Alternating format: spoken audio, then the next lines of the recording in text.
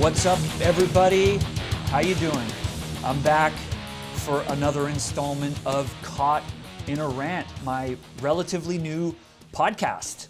Thanks for being here with me where, if you heard earlier episodes, it's pretty loose, where we just chat rock, chat metal, and get into some weeds on this music that we love.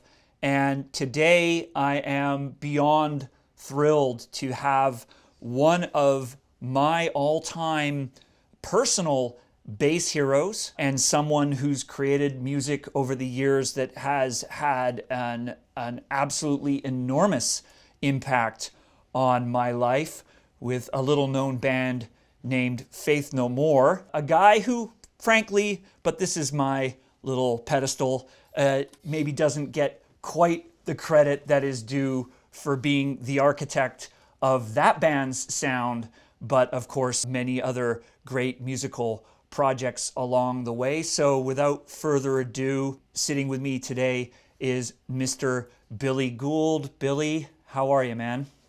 Great, Sam. Doing good. It's been a while since we've connected, but yeah, thanks for joining me. Listen, there's so many places I wanna dig into with you here, but I'd love to just hear a little bit about where you grew up in LA, and I know you and Roddy were friends early on, and just I'd love to hear a little bit about your early musical days, how you discovered music, were you in a musical household, etc. Maybe we could start there. My dad was a music guy.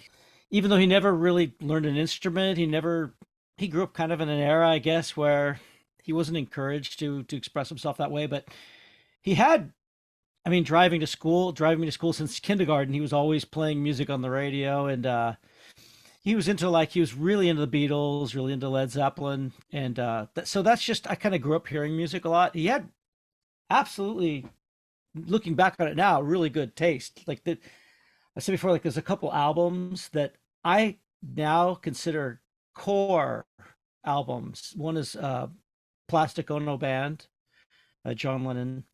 David Bowie, Space Oddity, which is overlooked, which I think actually is I think it's his best album. But that's the album I heard when I was 9 years old too, right? But it was a dark album. In fact, he took me to see David Bowie when I was 9 or 10, fourth grade, during when the Ziggy Stardust tour was happening. It was just like, you never would have known it by knowing him that he was that way, but somehow, he saw this as something I should have seen when I was young, and I'm really glad I did, because I really do think that it opened my brain to a way of looking at music that made me adventurous and made it like a process of discovery, if that makes any sense. Like the Bowie crowd, like I try to tell people, like, people think, okay, it was a weird time. It was kind of hippie area, like 1970, I don't know, 72, 73, something like that. And people, they painted their faces and stuff. But for me, being 9 years old, it was dark, man. It was drugs, it was quaaludes, it was weed, it was androgynous people. Stuff that, like, I went to Catholic school. Roddy and I know each other from Catholic school.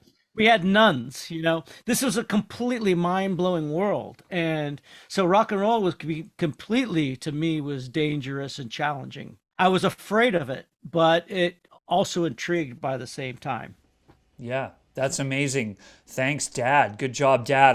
I'm jealous. The first big show I went to, because no one ever came to Vancouver Island, I think was Quiet Riot. No offense to Quiet Riot, but I gotta say, not quite the transformative experience that I'm sure seeing Bowie at age 9 would have been. So where did it go from there for you? Like, did you pick up the bass at a young age? Like, did you start getting into actually playing your music soon after that, or did that take a while?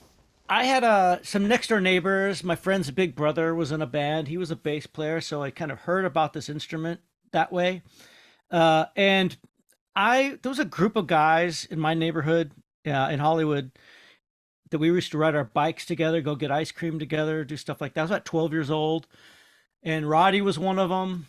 A couple other guys, and Roddy's mom made him get up every morning at 6 a.m. and play piano for an hour. Like, She was a piano teacher, and she got him into piano. So he could play classical music, he could read sheet music, but he knew how to play an instrument, right?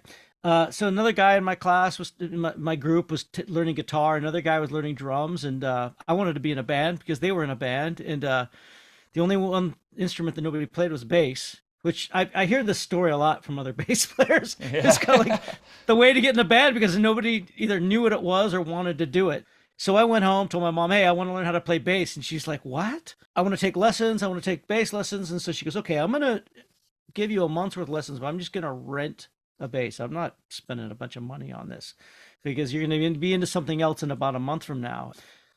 I got through it for 3 months and I got pretty good pretty fast. It just became a thing. And the other guys in the band, oddly enough, the band never formed, but I kept playing bass.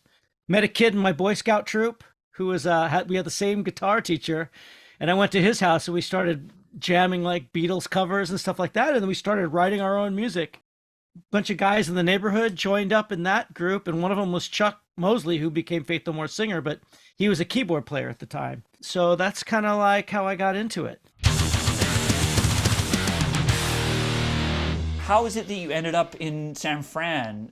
You grew up in LA. Like, how did that jump to San Francisco happen for you?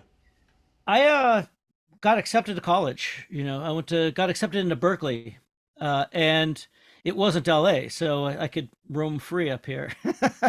And I ended up staying up here. I didn't make it through Berkeley. I actually dropped out and, toured with a band instead. But that's what got me here, and I never went back. What was that like? Like at that time, how was San Fran different from LA? Oh, That must have felt like a huge worlds. change for you. Worlds difference. I mean, I didn't grow up listening to metal. I kind of came from the punk scene, and the LA punk scene was light years different than the San Francisco one.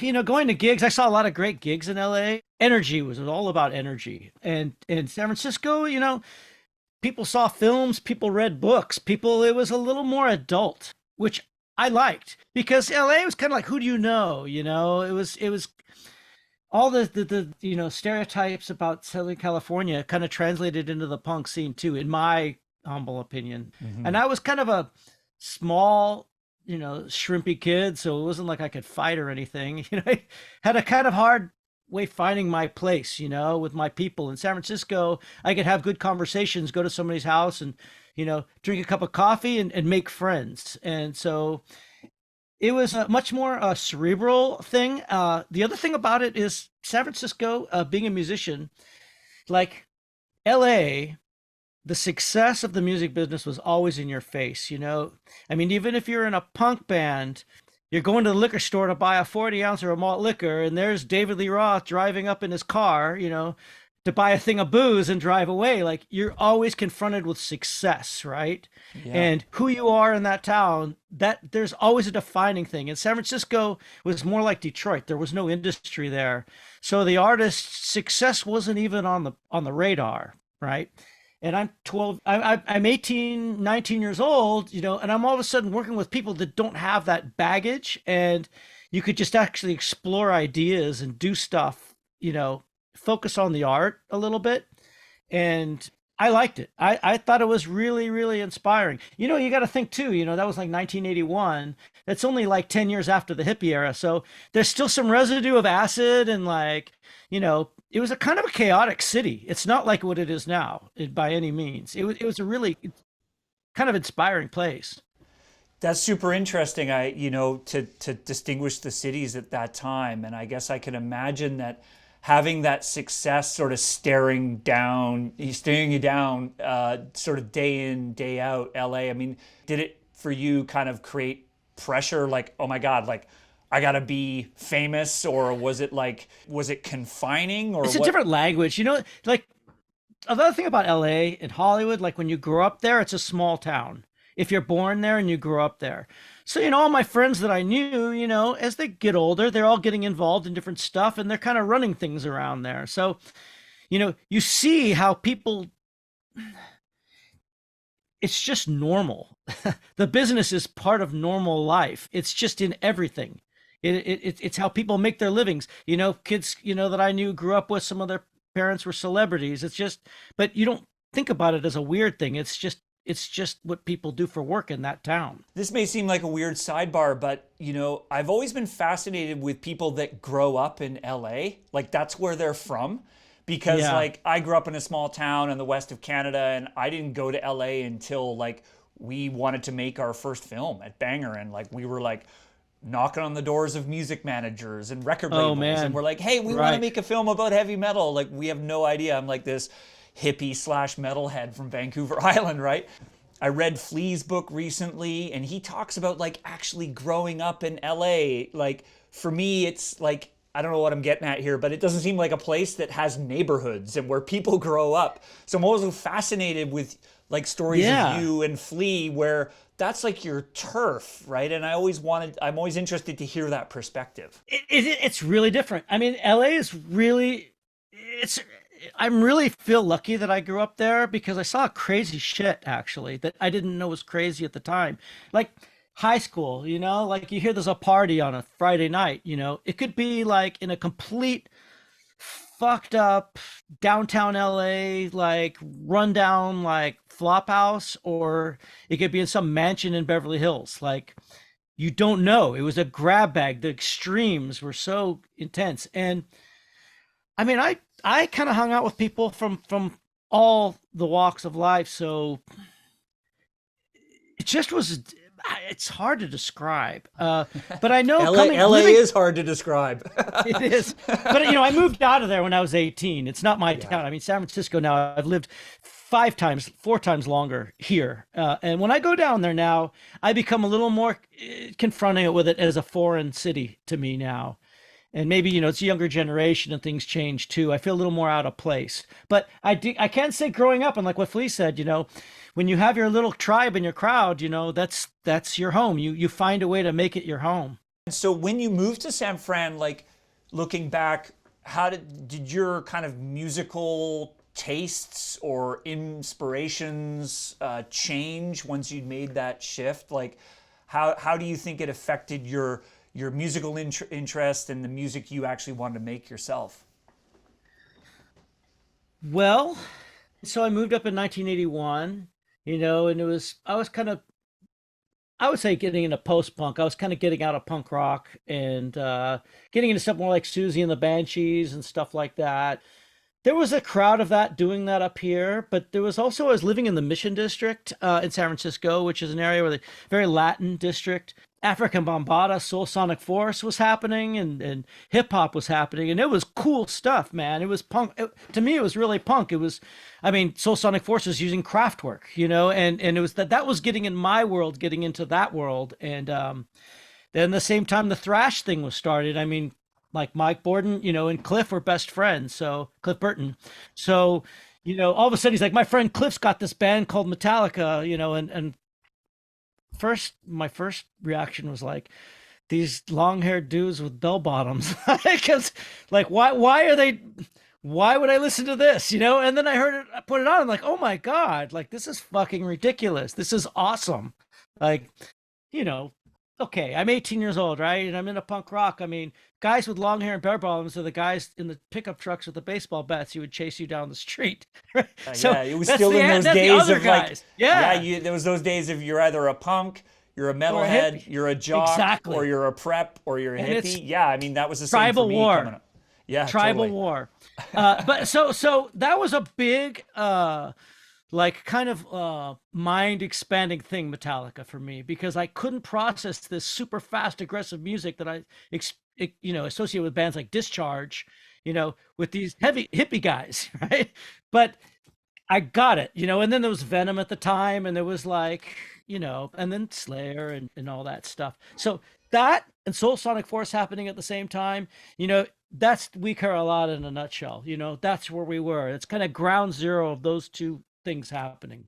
Yeah, that's amazing. What a fertile time. What a city in so many ways, culturally, politically, socially, musically. Like such an incredible place, right? Interesting period of time, and also, I mean, nobody was making money there. So, you could kind of do what you wanted. There wasn't any interest to stick up for. Like the cops really didn't care what you did.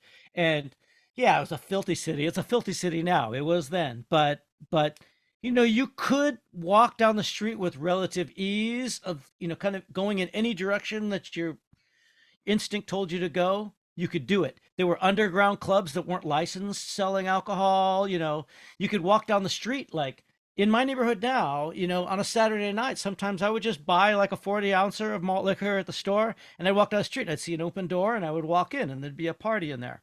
And that would be my party for the weekend. Like that's just how the city was. Yeah, wow, that's amazing.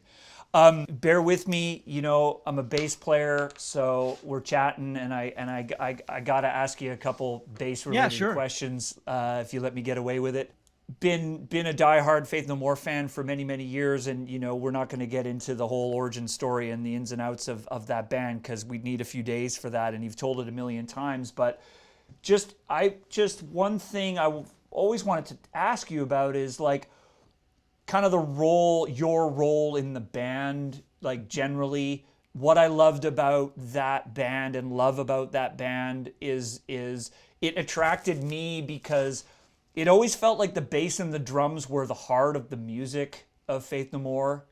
And because I was like a metal guy, I was always trying to find bands where the drums and the bass were a little bit more foundational and I kind hear of you. like the creative nexus of what was going on. And looking back, like I think that's why I got into to Faith No More so much, because it's like, oh, the bass and the drums are kind of driving the story here in a lot of ways, whereas most of heavy music in the 80s through into the early 90s was just, it was all about the guitar riff and the guitar tone and the Absolutely. solo and the histrionics of the vocals, right? So the bass in Faith No More was so important. Was that like, I'm assuming that just sort of happened organically, like you and Mike just started kind of establishing that core as the core of the sound?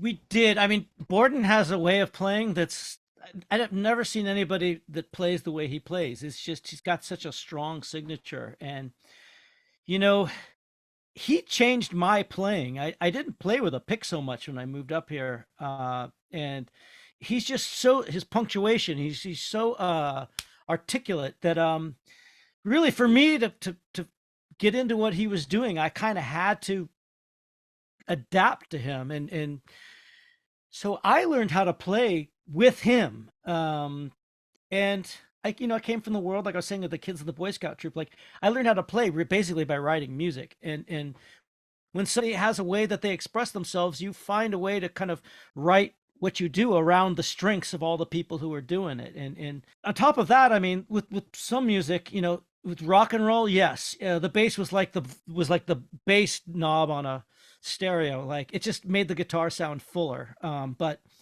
there's bands like Gang of Four and Killing Joke and bands that were doing really interesting bass stuff too. The Stranglers, even Motorhead, Lemmy had the tone, and so there were things that kind of, and then if you want to really go back when I was first learning to play bass, there was like Chris Squire had a great bass tone, the grunt thing. So I don't know. I mean, yeah, I think really the way he played, I only really to make that work, I kind of had to step up and kind of be like another drum with him. And I think it was unusual, but he's unusual. So I don't know if I would have had a different drummer, I would have done what I did and played the way I do. It might have been different. Well, Faith No More is an unusual band, and for those of us who got it, like really got it, and we always stood there being like, "Don't you understand how amazing this music is?" Because of all of the eclectic things that each member was bringing to the band. I mean, I know you've talked about this a million times, right? It was like each member of that band felt like it could have been the leader of a totally different band, of a totally different Well, sound, and, right? You and got they this all guy over are here who would have actually. been, right? So yeah. Yeah, I mean, we are all leaders of different, totally different bands, Yes. even now, actually. Yes, for sure. Yeah. For sure. Yeah, I mean, the beauty was that, I mean, all of these guys, they're all really special in their own way, and different, which Yeah. when it all comes together is really, I'm really grateful to be part of. It's bigger than any one of us could do. It's also extremely labor intensive when it's not working. It's just brutal, man. It's brutal. It's a lot of relationships, right? Oh, Jesus. Yeah. Yeah. I mean, with really kind of really intense, focused, exceptional creative types that are different, very different. Yeah, yeah, no, no, no, absolutely. Well, I'm going to resist spending the rest of our time geeking out on your particular bass lines in Faith No More songs, which I always want to know, like how you came up with it. But that's maybe for another day.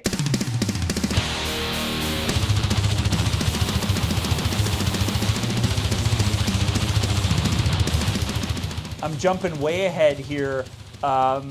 Step away from music for a moment, but I'm really curious to hear about this spirit company, and the reason for that is it's a segue into your story of spending time in the Balkans and Eastern Europe, and your passion for the culture, the people, and the music from that part of the world. So, can maybe as a way to get into that, like tell me, when did your love affair with that part of the world begin? Because I think it goes a ways back.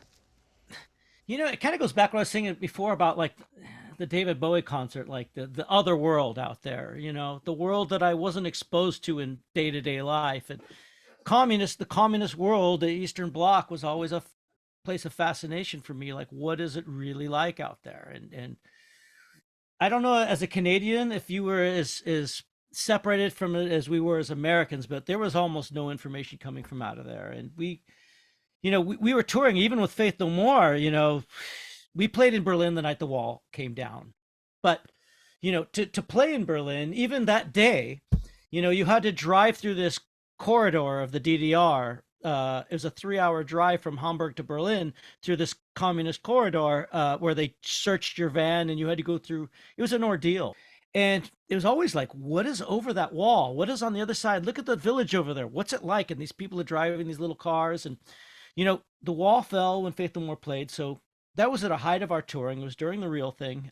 And that part of the world just started opening up. And like, what an amazing stroke of luck that I'm in a rock band that's touring a lot and getting successful right at the time that this imaginary world of mine, I can actually explore it. And we played Slovenia. That was amazing.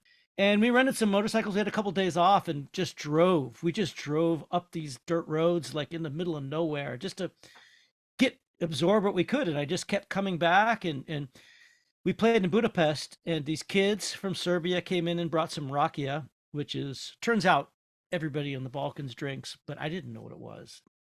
Some of it wasn't very good, but it was kind of like a gift. The money was tight back there, and this was something like people could bring bands, that was personal. The more I kept going back there, I started booking punk tours out there. I started traveling on my own, and this is like, in the starting in the mid '90s. Started staying at people's houses, and they would get the family stash of this rakia. And this is when I had something that was really like, this is what it's supposed to be like. And I had some just amazing stuff. And I'd come back to the States, and I would say, like, I want some of it, and I couldn't get it. I did everything. I did Google searching. I went to Eastern European markets. It just, the stuff that I was having there, it never made its way here. And it was just something that I'd only get it if I went there, or I'd have somebody bring it from there. And one time a friend of mine brought a really special one that was like aged 20 years, and he handed it off to me, and it broke. And it was like, finally, like 3 years ago, I just was like, you know what? Fuck it. I'm gonna import it. I'm gonna find a village made rakia, and I'm gonna bring it here. So at least I can have it for myself. I know there's a lot of people from Balkans who can't get this stuff because I couldn't get it, and I'm just gonna bring it here. So that's what I've been doing. It's a crazy learning curve. I don't know anything about the industry at all, but it's been 3 years. I've learned a fucking hell of a lot, and I'm meeting really cool people, different than I expected in a good way. People who run liquor stores are awesome, I have to say. Like they're cool, sensitive people. They know a lot. They know a lot about spirits and booze and production. Fascinating. They're like music nerds, right? It's It just is like music. they It know is. the plot of land it came out of, and the family, and the Absolutely. story, all that stuff, right? And turning people on to my stuff, like, and you see the light bulb go off in their head, is like when I was in a band touring in the 80s with Faith No More, playing in, Biloxi, Mississippi, and kids are like, whoa, what is this? I get the same kind of satisfaction. Like I'm turning people onto something they're looking at things differently. And it's exciting, actually. It's That's cool. culture. It really is. There's obviously something that really captivated you about that part of the world, I'm assuming. Like it's one thing to go there and tour and see it during that time on the real thing, but it's a whole other thing to fall in love with that place, right?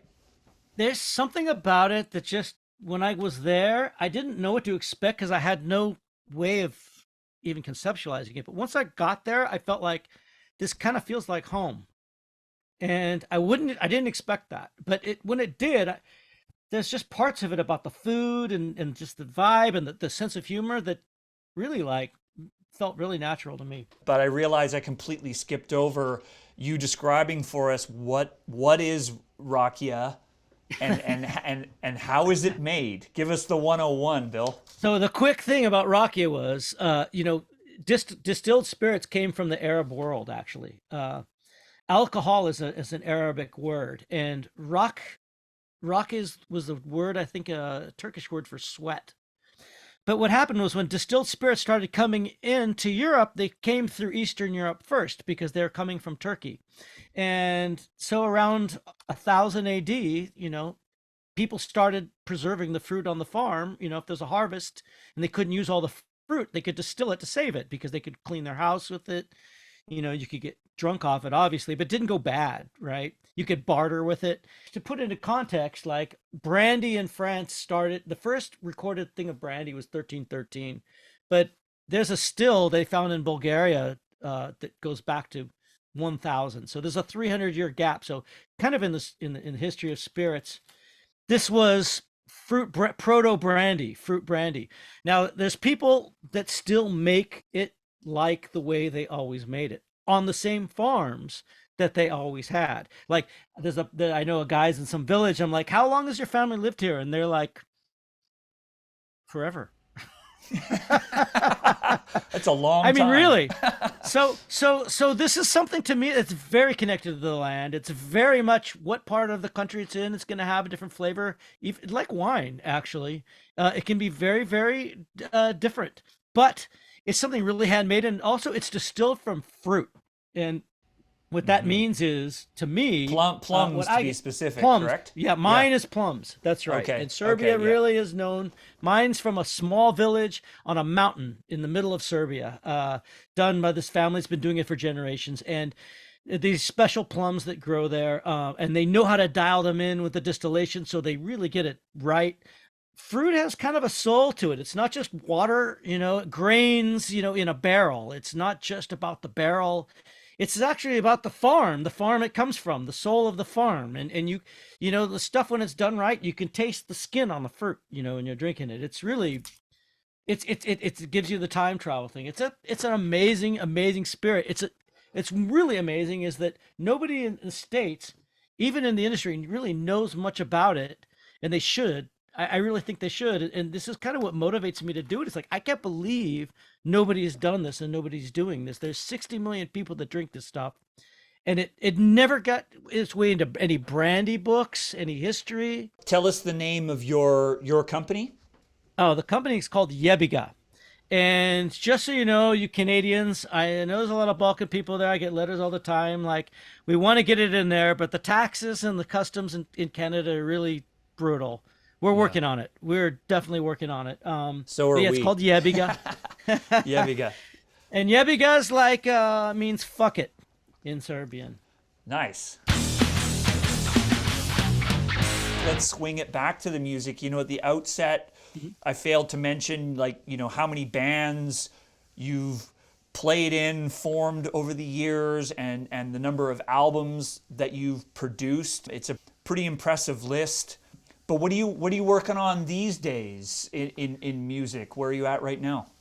Well, music is it's a good question. I mean, I'm working on some stuff right now that is kind of in the idea phase.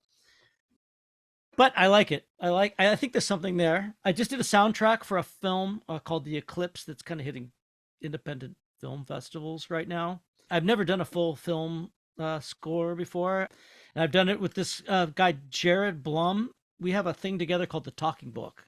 We put out a couple records, and it's really very abstract, and it's really different. I mean, for me, it was super challenging. It's because it's not like being in a band. It's more like sound collage.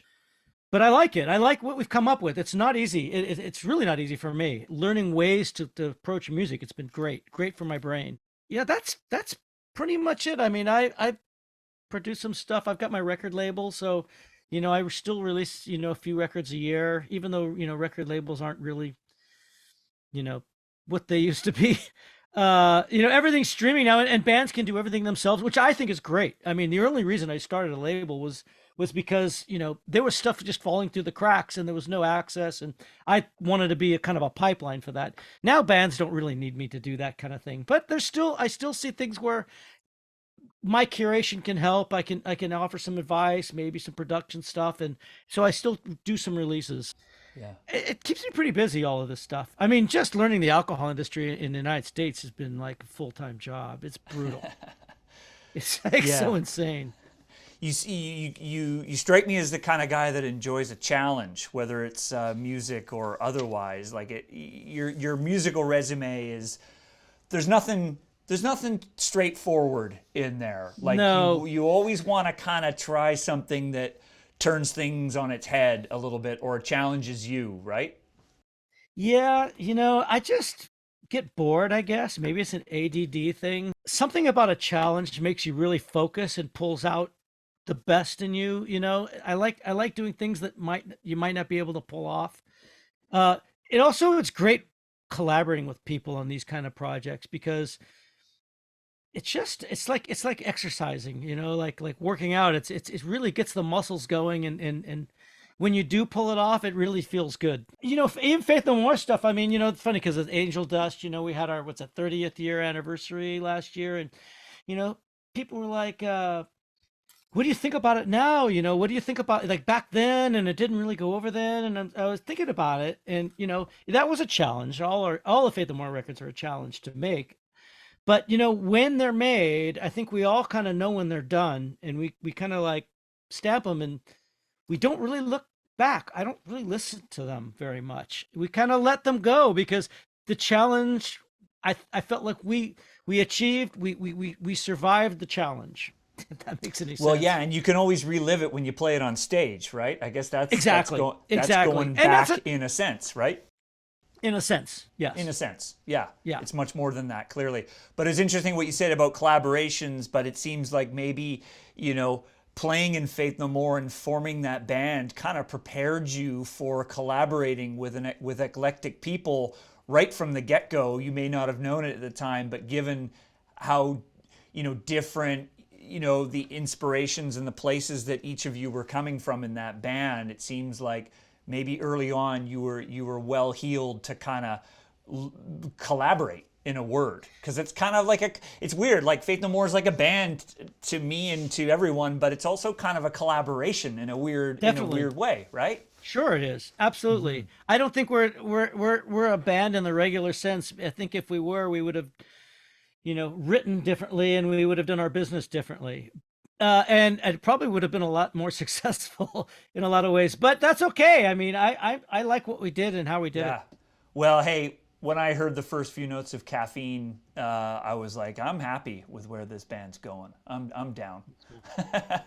And I was that ilk. Me too. Where I was like that ilk where, like, I mean, the story, the populist narrative of Faith No More, like, a lot of people stopped paying attention after that big song you put out on that one record. And I was like, wait a second, these records are good. Like Angel Dust and King for a Day and Album of the Year. I was like, come on, folks, this band's got a lot of gas in the tank. But that was me. In America, like, a lot of people, Faith No More, yeah, we were that one-hit wonder band. VH1 calls us this one-hit wonder band. Whatever. I mean, that's fine. I know, but it's like, people believe that, and it's kind of like that's the tag that sticks, right?